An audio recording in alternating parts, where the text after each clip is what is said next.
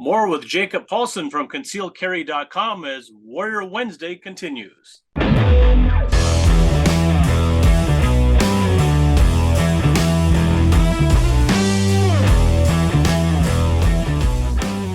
everybody. John McLaughlin, welcome back. Last week, we started a discussion that has bled over to week 2 with Jacob Paulsen. Concealedcarry.com, they're one of our trusted partners here at IFC. We sell the IFC branded medical trauma kit, which is put together by Mountain Man Medical and offered at a great discount to our IFC members. And there's a lot more under that umbrella. We talked about training a little bit. We got into medical a little bit. And one of the things I use, Jacob, this I almost don't want to show it because it's so beat up, but the Range Tech timer that slaves to my iPads and phones, and can't remember if it's Brian Hill or exactly what it's saying is basically what gets measured gets worked on. And Riley used this at the Pistol IQ class. It's a great tool. Tell us about it and how we can basically have a timer, sync it to our Bluetooth, and have really updated stats on our performance on the range. For various skills. We acquired, that's a company we acquired. We bought Range Tech back in 2019. And if you're not, I mean, shot timer is, we found probably the most underutilized tool in the defensive firearm space.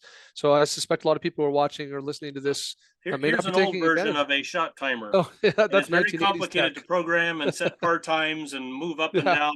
And that's why I think people buy this, and they're not cheap. And then they sit in the range bag and they don't get used. Where this Bluetooth to your phone is very intuitive. I set the times, I punch in what I want, and you're ready to rock and roll. Very easy to use. Yeah, I tell people, a traditional shot timer today is like using a watch from the 1980s. It's like your little Casio thing, and the Range Tech shot timer is like an Apple Watch in comparison. Like it's all about using the phone or the tablet to do all the timer settings, but it's also like the real true vision of Range Tech as a company. Like most of the things we do, we want to make it more affordable. So the Range Tech shot timer is the least expensive shot timer on the market by a large chunk, like by 30%.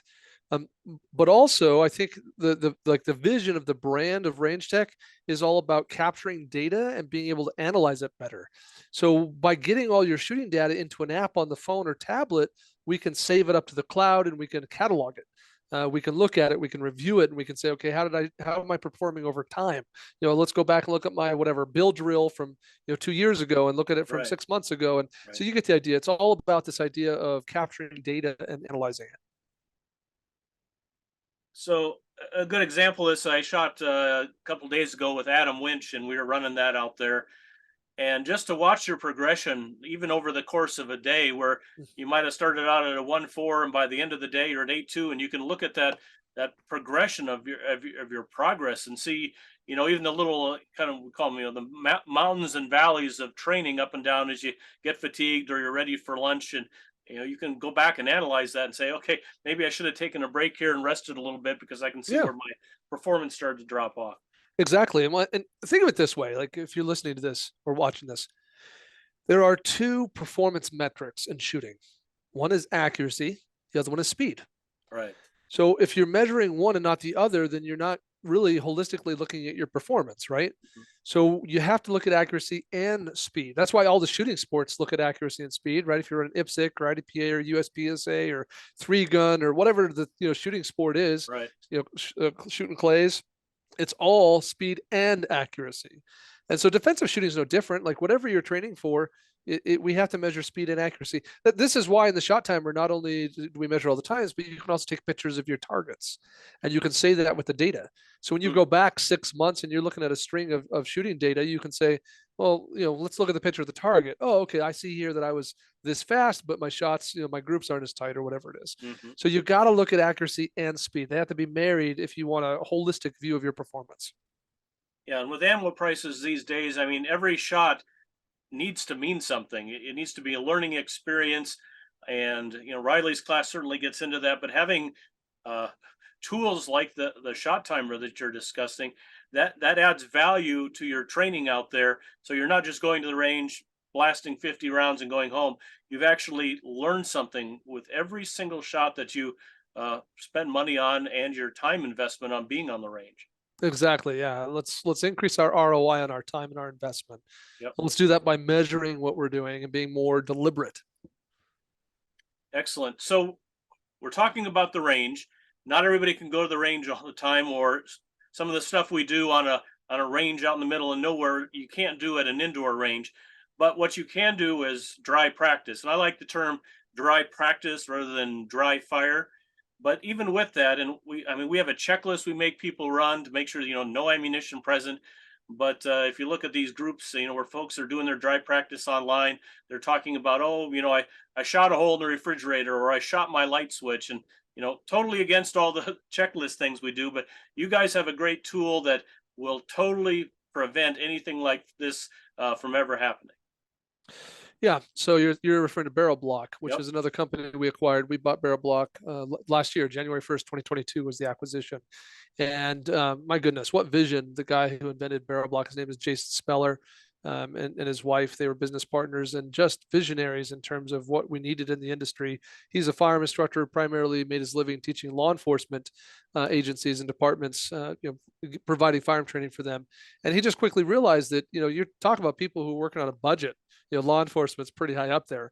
And I know a lot of us kind of think of like, oh, they got unlimited ammo, they're cops and stuff, but these guys are operating on shoestring budgets. And so dry fire is really critical if they're going to build skills. And so he understood that that was a need. And so Barrel Block, here's how I like to say it. My little saying is, You have one there you can show us? yeah, I got two of them here. So here's, this is Barrel Block. It's not complicated. I mean, for those who, if you're only listening to this, Barrel Block is, imagine like you have a dummy round with a stick on the end. Yep. Right. So it goes into the chamber of the gun via the ejection port into the barrel, and you just shove it in there. And the dummy ammo type component, as I've described it, is caliber specific. So the one I'm holding is 9mm. Yep. So that it plugs the barrel on the chamber side completely, but the stick goes all the way out the barrel and sticks out through the muzzle. And there's, that's really important because it gives you a visual indicator. So not only do you know that gun is safe, it's inert and capable of chambering, loading, or firing around, but you can see that by looking at and anyone in the room could walk in like, oh, there's an orange stick sticking out of that. That's that thing that makes the gun safe. So what I like to tell people, I say, unloaded is good, inert is better. Mm-hmm. Right? Like, yes, should you be unloading the gun when you do dry fire? Totally. Should you have some very specific routines, etc.? Absolutely. But you know what? The number one thing you can do is render the gun inert. When this orange stick, or it might be a different color if it's a different caliber, 9mm is orange. But when this orange stick is sticking out the end of the gun is it's inert. It's a really heavy and expensive toy at that point. Right. And you physically have disassociated live rounds with your dry practice or dry fire training. So, I mean, it mentally, okay, I put this in the gun. There's no way anything can go wrong. All right, now I'm done with my dry fire training. I'm going to remove the barrel block, load up, and head out into the real world. So, I mean, it's a fantastic idea. It's low cost. And when I do classes and I have to have, real firearms in a classroom, I barrel block each one of those. Yeah. And folks then are instantly comfortable. Oh, there's no way anything bad is going to happen, even though we have real guns, instead of SIRT pistols or blue guns or whatever. We can use the real firearm, but totally render it inert. It comes also, and this can be hard to kind of see in the camera, but it comes with mag blocks. It's part of the package. They're sold together. These mag blocks, this one's for 380. That's why it's blue. But it comes with 3 of these, and these go in the top of your magazine. They just push the follower down. They create a channel. The point is to eliminate slide lock. Mm-hmm. So that not only can you do dry fire and you have a strike face for the firing pin and everything's safe and good, and protect the gun, protect you, etc. But the mag block also allows you to do more realistic training. So maybe you're doing a malfunction clearance drill, or maybe you're doing a reload or something like that. Mm-hmm. And by using the mag block, you can do those things where traditionally you'd get slide lock in a dry environment, or you'd have to use dummy ammo and you'd have rounds flying around. But by using the mag block, we kind of get the best of both worlds, where we don't get slide lock and we don't have to pick stuff up off the ground. So that's a nice thing that comes with it as well. And I think I'll also just add that I think we're starting to see, and this is something that was important to us when we bought the company, the barrel block is not just for dry fire. It's for all instances where you need to have absolute assurity that the gun is inert. So for example, we're seeing a lot of firearm trainers that are buying these things in massive quantities. They need 30, 40 of them per caliber. And then when they're doing an exercise with their students that's new, like maybe they're going to try out some prone positions, or maybe they're going to do some movement drills or whatever the thing is, they barrel block every gun on the line. And they're like, and then because you know how it used to be, like we just used to empty all the guns, like everybody show Right. clear. The fire Right. trainer's going to come down and stick his Yep. finger in everyone's gun. All right, now let's go do this new thing that none of you have ever done before, and we don't want to get hurt. Well, now it's like, heck with that. Like barrel block all those guns, and if you're the firearm trainer, you can look down the line like, I'm good. Like I see the sticks sticking out. Right. And you Um, should point out, even with that barrel block in, I just clipped mine off like an inch past the barrel. It still works perfectly fine going in and out of the holster. It's not going to, slow you down in any way with your practice. Yeah, if your holster has a closed end, which by the way I think is a problem, you should probably take a Dremel to it Right. and open it up. Right. But if your holster has a closed end, then potentially you need to trim the barrel block to not run into the end of the holster. But presuming you have even the slightest opening at the bottom of the holster, yeah, that barrel block should clear right through. And ideally, you want to leave about a ½ inch or so of the barrel block exposed, so that you have the visual verification, you can see it's in there, but also it'll make it easier to get it out. There you go. So you've got lots of products available. We've covered some of that, but your heart is really in Second Amendment, protection of Second Amendment, and kind of where do you see things going now? I think there was a lot of encouraged people out there when the Bruin decision came down, and everybody thought, "Oh, good, we have won this immense battle.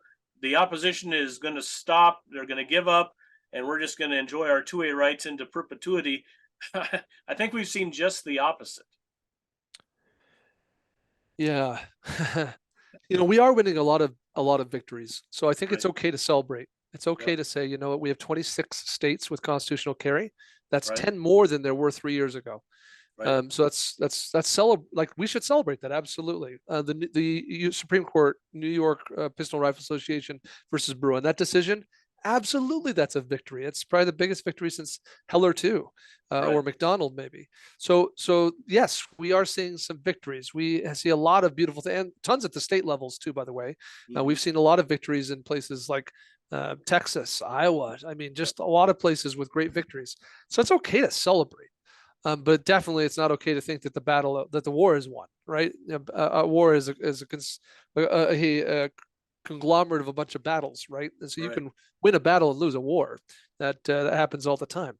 So we got to think that we're still in the war now. There's a couple. I think we could talk about this endlessly, but I'll just give two quick insights that may kick us off in the conversation. The first insight is hearts are won one at a time, one-on-one. Yep. So, we have seen on both sides of this debate and most other debates that, big angry tweets and Facebook Right. posts and rallies and, petitions and such don't generally move the needle that much. Mm-hmm. What moves the needle generally is me grabbing a friend, a coworker, a brother-in-law, mother-in-law, whatever it is, and saying, you know what? I'm pro-gun. I know that you have some concerns or whatever. Like, let's go to lunch. I want to talk to you about it. I want to understand what questions you have, so I can go do some research and learn more about that. Then maybe we have lunch next week, and we can both like share what we learned. Right? Like that's how hearts are won, and that's how we change America. Because make no mistake, you may be convinced that a bunch of these politicians want to take away your guns, and I'm sure some of them do. Mm-hmm. But you know what these politicians, all of them, care about more than taking away your guns? Being in power. Yep. Power. So as long as they think it's popular to restrict guns, that's what they'll do. But the moment they think it's not popular, they won't do it anymore. Mm-hmm. They won't.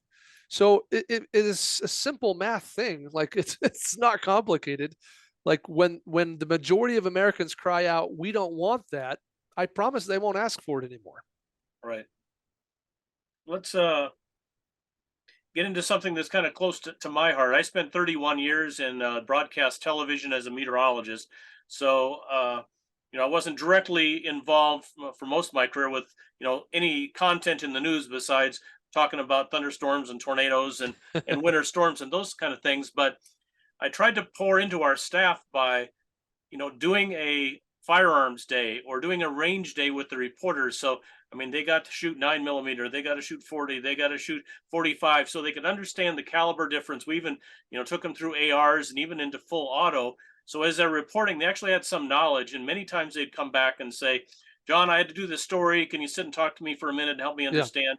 what is a Keltec or what is a Glock or the various things. And that seemed really valuable. But what I've seen over the especially last 5 or maybe 6, 7 years, as I got out of television, even in the local markets, there's just been a really hard turn to a very anti two-way stance, which used to be kind of national and not so much local, but it seems like that's working into the local area. Are you seeing that all, in Colorado, probably not so much in Wyoming or Idaho, but kind of what are your perceptions of what the media is doing now to the Second Amendment?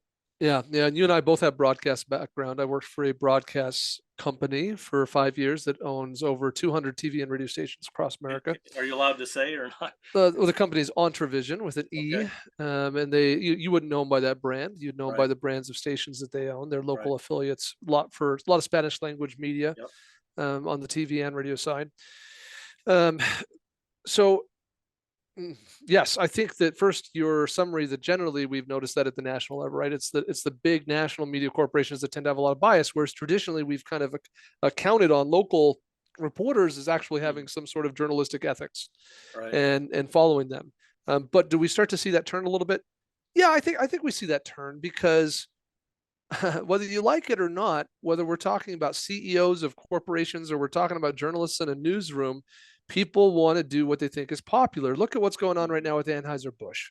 Right. Yeah. Anheuser-Busch is shooting their brand in the foot because they just found out that not everybody, and perhaps more of their personal target demographic than they Right. thought, does not like the message that they put out in their recent marketing campaign. Right. Yep.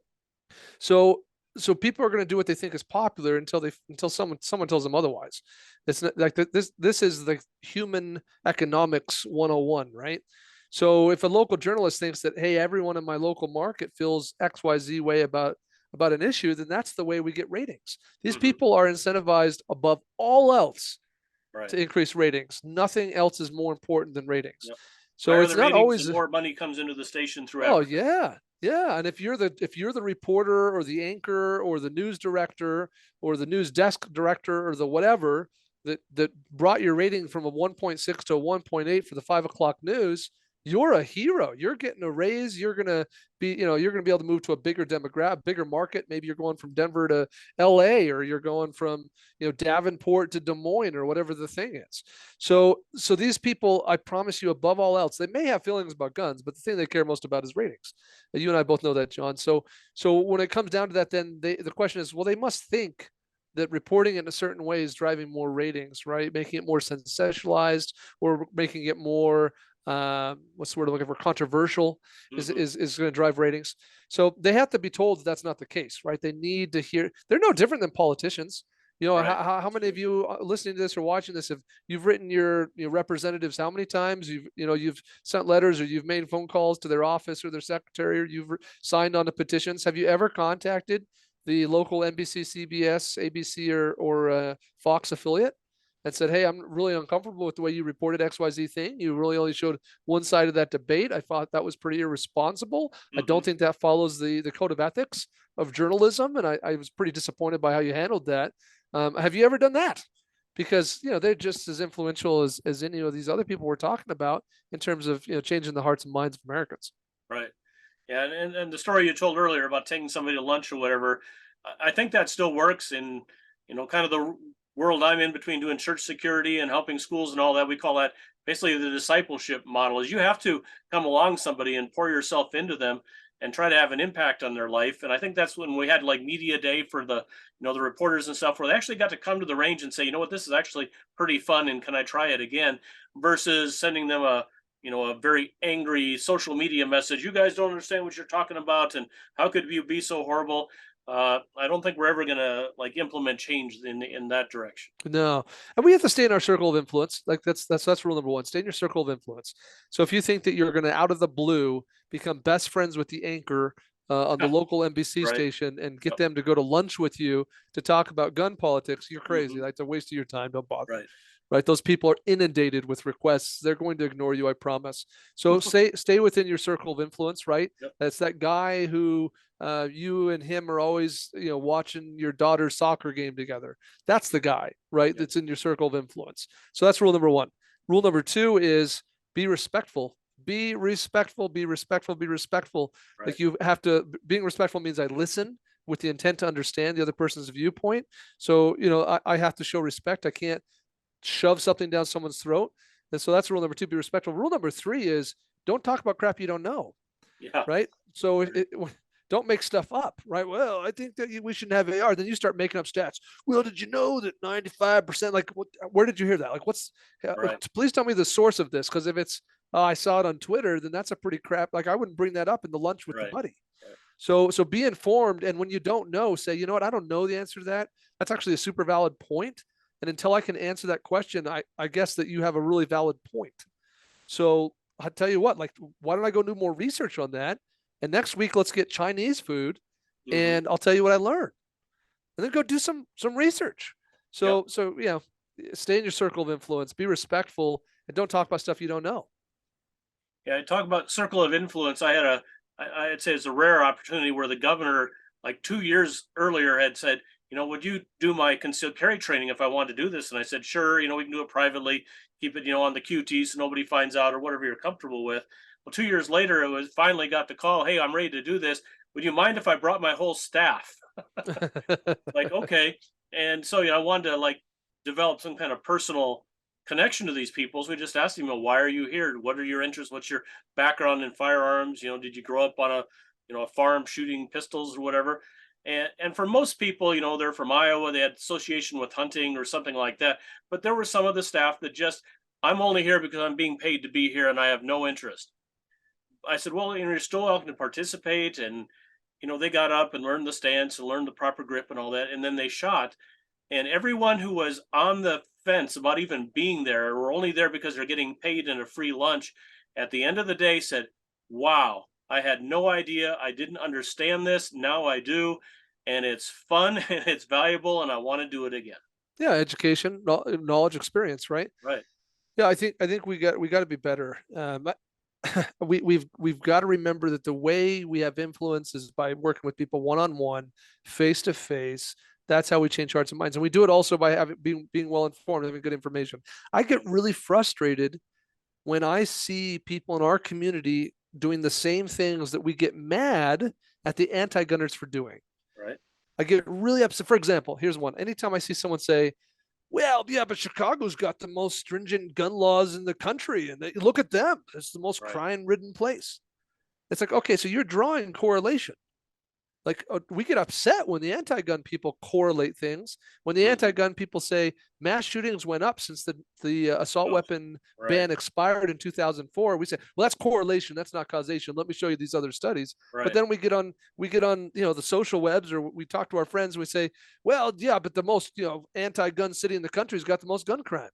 Well, okay, but that's not causation. That's correlation. Like, let's look at Alaska. Alaska's got pretty high violent crime rates, and they're a very gun-free place. So, it sounds like your argument sucks, right? So we have to be honest and be willing to not just repeat the rhetoric of our own position, but we actually need to do the research and be informed. Yep, absolutely. Jacob, I appreciate your time. I appreciate your mission. Anything that we haven't covered that's on your mind, I guess, just something you would encourage people to do, encourage people to watch, or content that you have available. Here's your chance to say something. Yeah, probably the number one thing I could leave you with specific to my brand is go download our app, the Concealed Carry Gun Tools app, or just the Concealed Carry app. You'll find it very quickly if you search for it. It's our easiest free resource to give you access to all our content, our podcasts, our blog. You can obviously shop our store in that app. You can pull your permit maps, the legal resources, all that stuff we were talking about last week and the other show is in that app. Broadly speaking, about America and where we're at and what we're doing, do not be an angry, ranting lunatic. Please, go be a good representative of the gun community. Be informed, talk about what you know, and search out for opportunities. Proactively look for opportunities to change hearts and minds, and be involved with your local thing. Most of the people watching this, I presume, are probably in Iowa. They're probably involved with the IFC. That's great. Stay tuned and make sure you're plugged in. If you're listening to this and you're not, what organization is in your state that you could be plugged into? Most states, not all, but most states have a good organization like the IFC that's going to keep you informed and help you know what to do, because the place you're most likely to have the resource in a political arena, the place you're most likely to have influence, in a political arena, is locally at the state or even more local area than that. So stay plugged in and get involved. Absolutely. And, just a reminder, the 2A wasn't written, the Second Amendment, for conservatives or those with an R behind their name. It was for everybody, and we need to keep that in mind. Absolutely. All right, Jacob Paulsen, concealedcarry.com, Mountain Man Medical, or provider of trauma kits. You can find those again on the IFC website under Trusted Partners. And when we say trusted partners, we mean that literally. These are people we know, we trust, we have relationships with. It's not just someone wrote a letter and said, please help us sell our stuff. So when you see that, it means something, and that's why Jacob and his company are here. Thanks again. I'm John McLaughlin with IFC's Warrior Wednesday, and we'll see you again next week.